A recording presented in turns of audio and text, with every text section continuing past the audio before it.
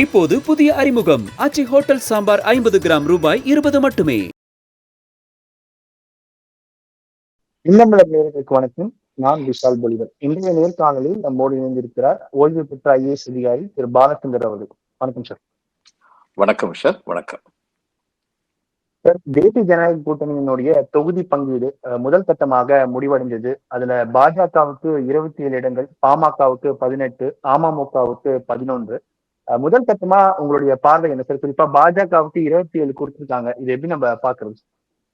இது எடப்பாடியுடைய சாதனைன்னு தான் நான் பார்ப்பேன். ஏன்னா அவங்க ரொம்ப டிமாண்ட் பண்ணிட்டு இருந்தாங்க. அவங்கள கண்டெயின் பண்ணியிருக்காரு. பிளஸ் தன் கூட விசுவாசமா இருந்த இவங்களுக்கு வந்து அன்புமணி பாமகவுக்கு வந்து 18 இடங்கள் கொடுத்து கௌரவிச்சிருக்காரு. இவர் விஷயத்துல தினகரன் விஷயத்துல இவங்களுடைய ப்ரெஷருக்கு இணங்கி போயிருக்காரு. ஏன்னா இவர் 8 சீட் தான் கொடுப்பேன்னு சொல்லிட்டு இருந்தாரு.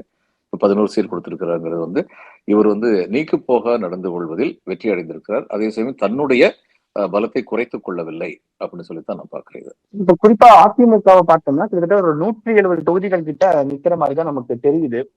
கலக்க 170 தொகுதிகள் அதிமுக நிக்கிறதுன்றது எந்த அளவுக்கு ஆப்போனன்ட்டுக்கு வந்து ஒரு ஸ்ட்ராங்னஸ் கொடுக்கும்? சரி, ரெட்டன்றது இன்னும் ஸ்ட்ராங்கா இருக்கதா பாக்குறீங்களா? இல்ல, இது வந்து எத்தனை இடங்கள் போட்டியிடுறாங்கிறத விட எந்த இடத்துல போட்டியிடுறாங்கிறது வந்து ரொம்ப முக்கியம். இப்ப பாஜக வந்து இவங்களுடைய பல தொகுதிகளை கேட்க போறாங்க. ஏன்னா அந்த தொகுதிகள் வந்து தங்களுக்கு வெற்றி வாய்ப்பு அதிகம். எதனால வெற்றி வாய்ப்பு அதிகம்? அங்கெல்லாம் ஏடிஎம்கே ஸ்ட்ராங்கா இருக்கு. அதனால ஏடிஎம்கே ஓட்டெல்லாம் தங்களுக்கு விழும். தங்களுடைய வெற்றி வாய்ப்பு அதிகம்னு சொல்லி அவங்க கால்குலேட் பண்றாங்க. அதை இவர் எப்படி சமாளிக்க போறாருன்னு சொல்லி பார்க்கணும். அதுக்கப்புறம் தான் நம்ம சொல்ல முடியும். இப்ப விஜயகாந்த் ஒரு காலத்துல 234 தொகுதியில் நின்னாரு, ஒரு தொகுதியில் ஜெயிச்சார். அதனால அவர் வந்து ரொம்ப தொகுதியில் நிக்கிறதுனால ஒரு வெற்றி வாய்ப்பு கூடுச்சுன்னு சொல்லி இல்ல. அதிமுக வந்து ஒரு பலம் பொருந்திய கட்சியாக இருந்தது. அந்த இவங்களுடைய பிஜேபி கூட்டணியினால தொண்டர்கள் மத்தியில உற்சாகம் இன்னைக்கு வரைக்கும் கொஞ்சம் குறைச்சலா தான் இருக்கு. அதுல சந்தேகம் இல்லை. மைனாரிட்டி ஓட்டு இவங்களுக்கு கம்ப்ளீட்டா போயிடுச்சு. பிஜேபியோட இருக்கிறதுனால இருந்த கொஞ்ச நெஞ்ச மைனாரிட்டி ஓட்டியும் இதுக்கு முன்னாடி லேசா ஸ்பிளிட் இருக்கும் திமுகவுக்கும் அதிமுக இடையில. இப்ப அந்த ஸ்பிளிட் கூட இருக்காது அப்படிங்கறதா உண்மை.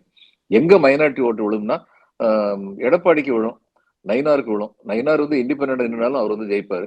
ஏன்னா அந்த திருநெல்வேலியில அவருடைய செல்வாக்கு அந்த மாதிரி. மற்றபடி பொதுவா வச்சு பார்க்கும்போது உங்களுக்கு வந்து மைனாரிட்டி ஓட்டு வந்து இவங்ககிட்ட கிடையாதுங்கிறது இவங்களுக்கு ஒரு டிராபேக் தான். அதே தவிர இவங்களுக்குன்னு சொல்லிட்டு ட்ரெடிஷனலா சில செல்வாக்கான சில தொகுதிகள் உண்டு. அந்த தொகுதிகள்லாம் இப்ப கோயம்புத்தூர் சைடுல வந்து இவங்க 2 பேருமே வந்து ஸ்ட்ராங்னு சொல்லி சொல்றாங்க. பிஜேபியும் ஸ்ட்ராங்னு சொல்றாங்க, ஏடிஎம்கேயும் ஸ்ட்ராங்னு சொல்லி சொல்றாங்க. அதனால அந்த தொகுதிகள் வந்து மிக அதிகமாக இவங்க வந்து கேட்கலாம், பிஜேபி வந்து கேட்கலாம். இதுவரைக்கும் வந்து எடப்பாடி வந்து சாமர்த்தியமாகத்தான் இந்த தொகுதி உடன்பாட்டில் நடந்து வெற்றி கண்டிருக்கிறார் அப்படின்னு நான் நினைக்கிறேன். ஆனா எந்தெந்த தொகுதி அளிக்கப்படுகின்றது அப்படிங்கிறத பொறுத்துதான் அவர் வந்து தன்னுடைய வெற்றியை தக்க வைத்துக் கொள்கிறாரா அப்படிங்கிறது வந்து அவருக்கு தெரியும். தொண்டர்கள் அதிர்ச்சியில இருக்காங்க அப்படின்னு நீங்க ஒரு விஷயம் சொல்லியிருந்தீங்க. இப்போ இந்த 27 குடும்பத்தின் மூலமாக ஒரு கன்வின்சிங் ஃபேக்டரா வந்து அந்த தொண்டர்களுக்கு போயிருக்குமா இந்த விஷயம்? இல்ல, இன்னைக்கு நடந்த இந்த தொகுதி உடன்பாடு வந்து அதிமுக தொண்டர்களுக்கு வந்து ஒரு உற்சாகத்தை ஏற்படுத்தும். ஏன்னா பொதுவா இருந்த இமேஜ் என்னன்னா இவர் கம்ப்ளீட்டா சரண்டர் ஆயிட்டாரு அப்படின்னு ஒரு இமேஜ் இருந்தது. ஆனா இன்னைக்கு வந்து இல்ல, நான் கம்ப்ளீட்டா சரண்டர் ஆகல, நான் பாருங்க ஏறக்குறைய 170 தொகுதிகள் நமக்குன்னு நான் தக்க வச்சிருக்கேன் அப்படின்னு சொல்லி அவர் வந்து தொண்டர்கள்ட்ட காமிக்க முடியும் இன்னைக்கு. அதனால தொண்டர்களுக்கு வந்து உற்சாகம் வரும். அந்த உற்சாக நிலைத்து நீடிக்கணும்னா தொண்டர்கள் எங்க வந்து அதிக உற்சாகத்தோட பலம் பொருந்தியதாக தங்களுடைய தொகுதியை வச்சிருக்காங்களோ அந்த தொகுதியை விட்டு கொடுக்காம இருக்கணும். இப்ப எல்லாமே அது மாதிரி விட்டு கொடுக்காம இருக்க முடியும். கொஞ்சம் நீக்குப்போக்கு இருக்கணும். ஓரளவு இவர் விட்டு கொடுத்தாருன்னா அதனாலயும் தொண்டர்கள் வந்து மனத்தளர்ச்சி அடைய மாட்டாங்க. ஆனா மிக முக்கியமான தொகுதிகள்னு தொண்டர்கள் நினைக்கிறத இவங்க விட்டு கொடுத்துட்டாங்கன்னா அந்நேரம் தொண்டர்களுக்கு வந்து தளர்ச்சி வரும். ஆனா சார், கடந்த முறை பாஜக வந்து 20 தொகுதியில தான் போட்டியிட்டாங்க. ஆனா இப்போ 27 அப்படின்னும் பொழுது கடந்த நாடாளுமன்ற தேர்தல்ல 11% வாக்குகள் அப்படின்ற அடிப்படையில இந்த தொகுதிகள் அப்படின்றது ஒதுக்கப்பட்டதா நீங்க பாக்குறீங்களா? அப்படி வச்சுக்கலாம். அதாவது அதிக வாக்குகள் வாங்கினாங்கிறதுனால மட்டும் தொகுதி வராது. அதிக அளவு வற்புறுத்தல் கொடுக்கும் ஆற்றல் இருந்ததுங்கிறதுனால என்ன தொகுதிகள் அதிகமாகும். வற்புறுத்தல் தான் பாக்கணுமா இந்த விஷயத்த? ஆமாம், வற்புறுத்தல் தான் பார்க்கணும். அது ஊருக்கே தெரியும், உலகத்துக்கே தெரியும். ஏன் என்கிட்ட இந்த கேள்வி கேட்குறீங்க? இப்போ கவர்மெண்ட் நம்ம பார்த்தோம் அப்படின்னா இப்போ தமிழ்நாடு வர்சஸ் டெல்லி அப்படின்ற ஒரு பிரச்சாரத்தையும் வந்து திமுக வந்து முன்வைக்கிறாங்க. இதன் மூலமா குறிப்பாக இவ்வளவு கம்மியான தொகுதிகள்ல எடப்பாடி அவர்கள் அதை வந்து கண்டெயின் பண்ணிட்டாரு அப்படின்னும் பொழுது இந்த ஒரு விஷயம் வந்து அடிபட்டு போகுமா அப்போ? இல்ல, அடிபட்டு போகாது. ஏன்னா இவங்க வந்து இவங்களுடைய பி டீமா தான் இருக்காங்க. பிஜேபியோட பி டீமா தான் பார்லிமெண்ட்ல இது வரைக்கும் ஃபங்க்ஷன் பண்ணியிருக்காங்க ஏடிஎம்கே. இவங்க வந்து விவசாயிகள் சட்டத்துல வந்து எதிர்த்து வாக்கு போட்டாங்களா? விவசாயிகள் சட்டத்தில் ராஜ்யசபால வந்து இவங்களுடைய துணைத் தலைவர் எஸ்.ஆர். பாலசுப்ரமணியன் அந்த சட்டத்தை எதிர்த்து பேசினாரு. ஆனா கடைசியில ஓட்டு போட்டது எங்க போட்டாரு? கட்சி கட்டுப்பாட்டுக்கு இறங்கி இவங்களுக்கு பிஜேபிக்கு தான் ஆதரவா தான் ஓட்டு போட்டாங்க. அதே மாதிரி சிஏல வந்து இவங்க ஏதாவது பண்ணாங்களா? பண்ணல.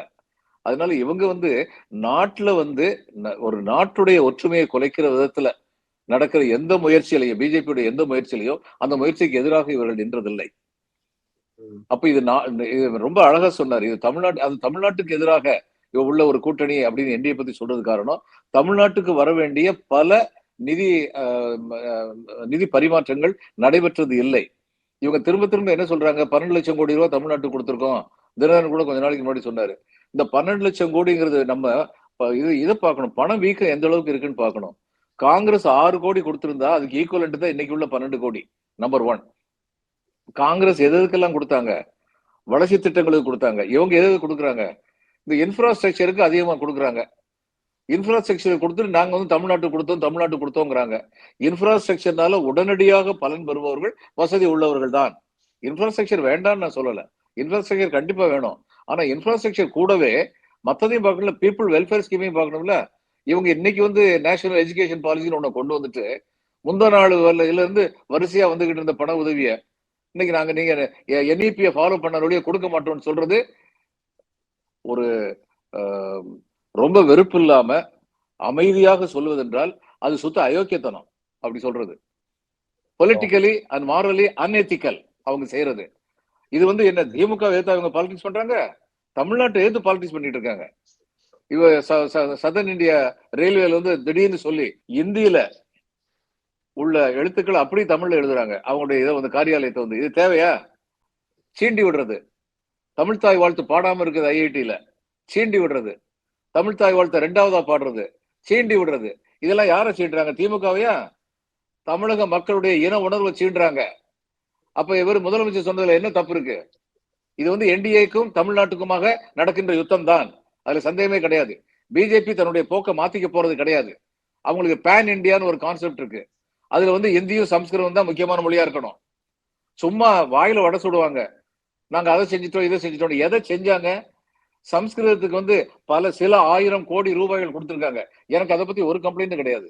உலகின் 6 செம்மொழிகளில் 2 செம்மொழிகள் இந்தியாவில் உள்ளவை, சம்ஸ்கிருதமும் தமிழும். இந்த செம்மொழிக்கு 7 8 தகுதியோ உண்டு.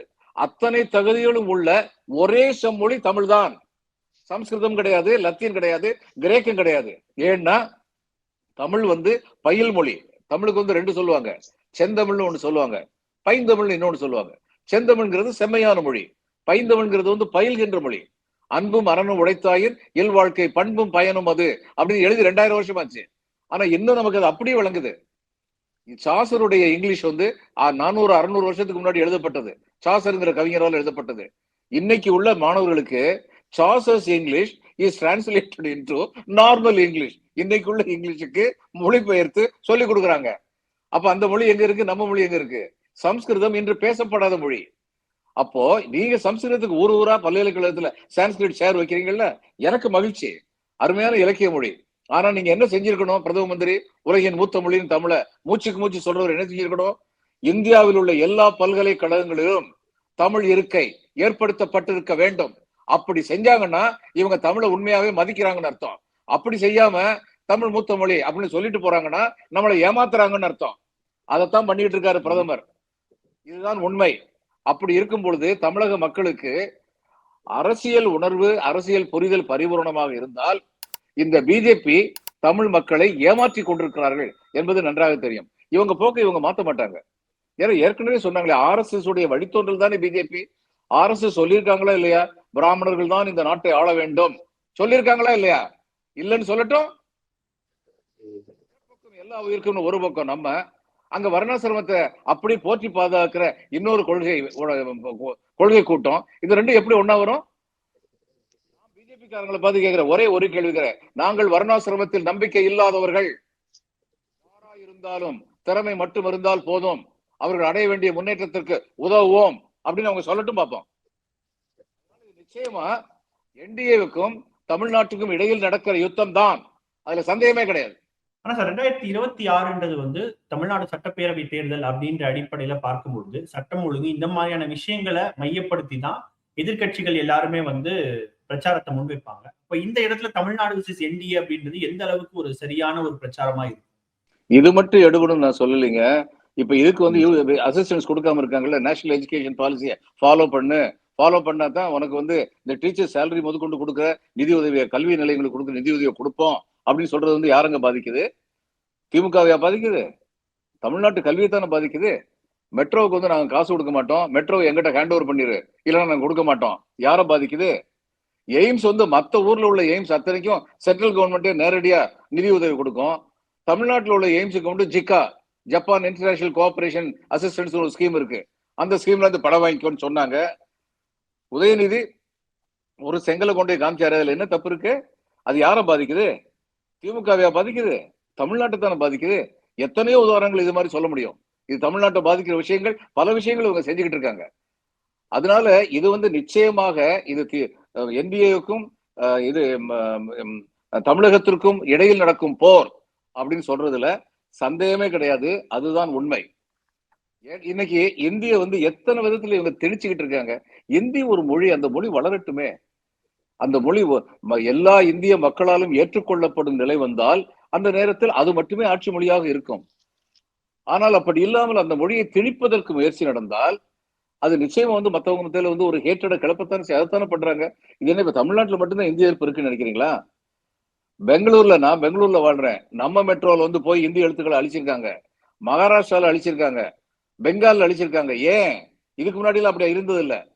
ஏன்னா இதுக்கு முன்னாடி காங்கிரஸ் வந்து இந்த அளவுக்கு, லால் பகதூர் சாஸ்திரி மொழியை திணிக்கணும்னு முயற்சி பண்ணாரு. அந்நேரம் இங்க நடந்த கிளர்ச்சியை பார்த்துட்டு அது கைவிடப்பட்டது. அதுக்கப்புறம் காங்கிரஸ் ஆண்டவது அப்படி ஒரு மொழியை திணிக்கணுங்கிற வெறி அவங்ககிட்ட இருந்தது கிடையாது. அதனால மக்கள் அதற்கு எதிராக வந்து கொந்தளிச்சு எழல. ஆனா இன்னைக்கே தமிழகத்தை தவிர மற்ற மாநிலங்கள் இது மாதிரி வர்றாங்க.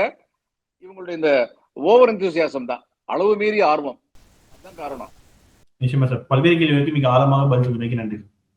வணக்கம். இப்போது புதிய அறிமுகம் ஆச்சி ஹோட்டல் சாம்பார் 50 கிராம் ரூபாய் 20 மட்டுமே. மின்னம்பலம்.com தமிழின் முதல் மொபைல் பத்திரிகை.